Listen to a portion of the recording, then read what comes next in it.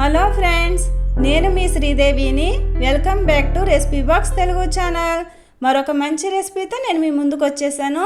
ఈరోజు మనం egg fried రైస్ని ఏ విధంగా ప్రిపేర్ చేసుకోవాలో చూపించేస్తాను. మరి దానికి కావాల్సిన items: onions, carrot, capsicum, beans, green chilli, pepper powder, garam masala powder తీసుకోవాలి. అలాగే ఒక 4 ఎగ్స్ని మనం బీట్ చేసి బౌల్లోకి తీసుకోవాలి. నేను ఇక్కడ 4 మెంబర్స్కి సరిపోయే ఎగ్ ఫ్రైడ్ రైస్ని ప్రిపేర్ చేస్తున్నాను. ముందుగా పాన్ పెట్టుకుని పాన్ హీట్ ఎక్కిన తర్వాత దానిలోకి ఆయిల్ని యాడ్ చేసుకోవాలి. ఆయిల్ అనేది హీట్ ఎక్కిన తర్వాత దీనిలోకి బీట్ చేసుకున్న ఎగ్ని వేసేసుకోవాలి. వేసుకున్న వెంటనే కూడా దీన్ని కదిపేయకూడదు. ఈ విధంగా అయిన తర్వాత మాత్రమే దీన్ని గరిటతో కలుపుకోవాలి.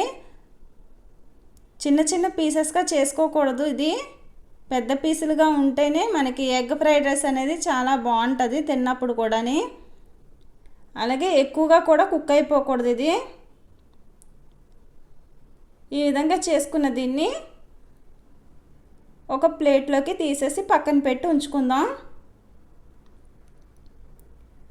ఎగ్ ఫ్రైడ్ రైస్ ఎవరికైతే ఇష్టమో వాళ్ళందరూ కూడా లైక్ చేయండి, సబ్స్క్రైబ్ చేసుకోండి. ఇప్పుడు అదే పాన్లోకి ఆయిల్ని యాడ్ చేసేసుకోవాలి. ఆయిల్ హీట్ ఎక్కిన తర్వాత ఇక్కడ నేను 2 ఉల్లిపాయలని పొడుగ్గా కట్ చేసి యాడ్ చేసుకున్నాను. మంట అనేది మీడియం ఫ్లేమ్లో పెట్టుకుని కుక్ చేసుకోవాలి మనం. పచ్చిమిరపకాయలు కూడా వేసేసుకున్నాను. ఇక్కడ నేను 8 పచ్చిమిరపకాయల వరకు తీసుకున్నాను.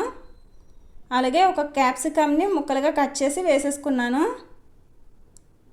ఒక క్యారెట్ని చిన్న చిన్న ముక్కలుగా కట్ చేసి ఇందులోకి యాడ్ చేసేసుకోవాలి. ఎవరైనా సరే ఈజీగా చేసేసుకోవచ్చండి ఈ ఎగ్ ఫ్రైడ్ రైస్ని. బీన్స్ని కూడా యాడ్ చేసేసుకున్నాను. ఒకసారి ఇదంతా కూడా మనం కలిపేసుకుందాము. ఒక 90% కుక్ అయితే సరిపోతుంది మనకి. దీంట్లోకి సాల్ట్ని యాడ్ చేసుకోవాలి. సాల్ట్ మీ టేస్ట్కి తగ్గట్టు చూసి వేసుకోవాలి. అలాగే ఇందులోకి పెప్పర్ పౌడర్ను కూడా వేసుకోవాలి. నేను ఇక్కడ 1/2 స్పూన్ పెప్పర్ పౌడర్ని తీసుకున్నాను. 1 స్పూన్ గరం మసాలా పౌడర్ను కూడా యాడ్ చేసుకోవాలి. ఇవన్నీ కూడా ఒకసారి కలిపేసుకుందాము.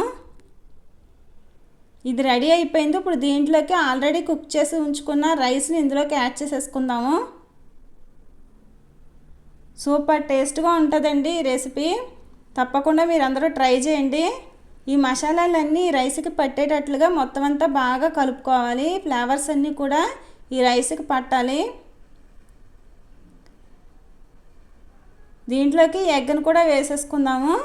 మరొకసారి ఇదంతా కూడా కలిపేసుకుందాము.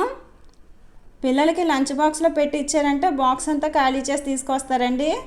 అంత టేస్ట్గా ఉంటుంది ఎగ్ ఫ్రైడ్ రైసు. మరి నా రెసిపీ కనుక మీకు నచ్చినట్లయితే లైక్ చేయండి, షేర్ చేయండి, సబ్స్క్రైబ్ చేసుకోండి. వేడివేడిగా ప్లేట్లోకి మనం సర్వ్ చేసుకోవడమే. సూపర్ టేస్ట్గా ఉందండి. మీరు కూడా తప్పకుండా ట్రై చేయండి. ఎలా వచ్చిందో కామెంట్ సెక్షన్లో కామెంట్ చేయండి. మరొక మంచి రెసిపీతో నా నెక్స్ట్ వీడియోలో మిమ్మల్ని కలుస్తాను. Thank you for watching.